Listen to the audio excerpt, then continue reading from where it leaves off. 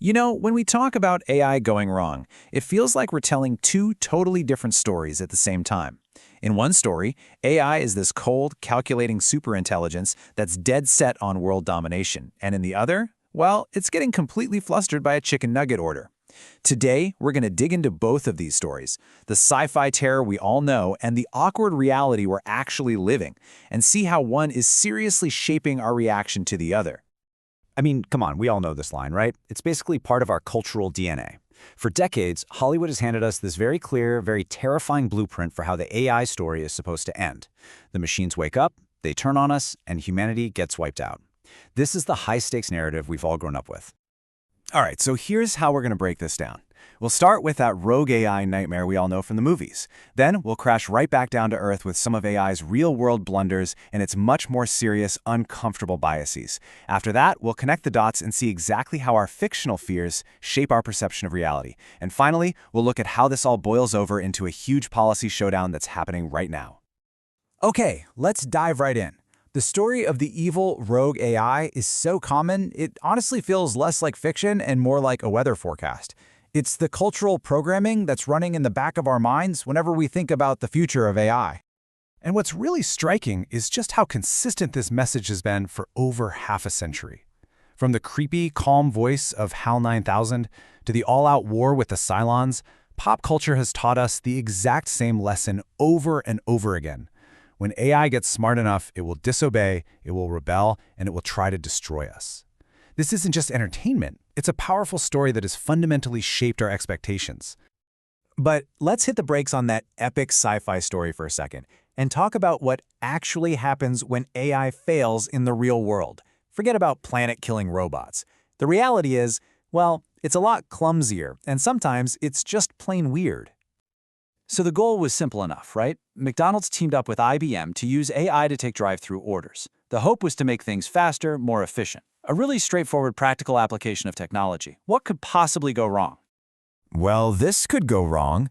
Instead of a dystopian future, we got a viral TikTok of people literally begging an AI to stop adding hundreds and hundreds of Chicken McNuggets to their order. After 3 years of this kind of chaos, McDonald's just pulled the plug. So much for Skynet, this AI was defeated by a 10-piece. And this is where you start to see the real pattern of AI failure. It's not malice, it's just mistakes. We had an AI that took basketball slang about Klay Thompson throwing bricks and accused him of actual vandalism. Chatbots have invented totally fake books for summer reading lists. They've even made up legal cases out of thin air, a phenomenon developers call hallucination. These aren't rebellious machines. They're flawed tools making really baffling errors. But it's not all about funny chicken nugget stories. Sometimes these blunders shift from being just awkward to being actively harmful, and they reveal these deep-seated problems that have a very real human cost. This is where the messy reality of AI gets incredibly serious. Let's take Amazon, for example. Around 2014, they set out to build the holy grail of HR, an AI that could sift through resumes and pick the absolute best candidates, totally free from messy human biases. The goal was pure, data-driven meritocracy. But here's the catch. The AI was trained on a decade of Amazon's own hiring data, which, at the time, was mostly from men. So what happened? The AI didn't get rid of bias, it just automated it. It taught itself that male candidates were the ideal, and it started penalizing resumes that had the word women's in them, and even downgrading graduates from 2 all-women's colleges. In the end, Amazon couldn't fix the bias and had to scrap the whole thing. And this brings up an absolutely critical point from the former head of the Equal Employment Opportunity Commission. You can't just pass the buck and blame the algorithm.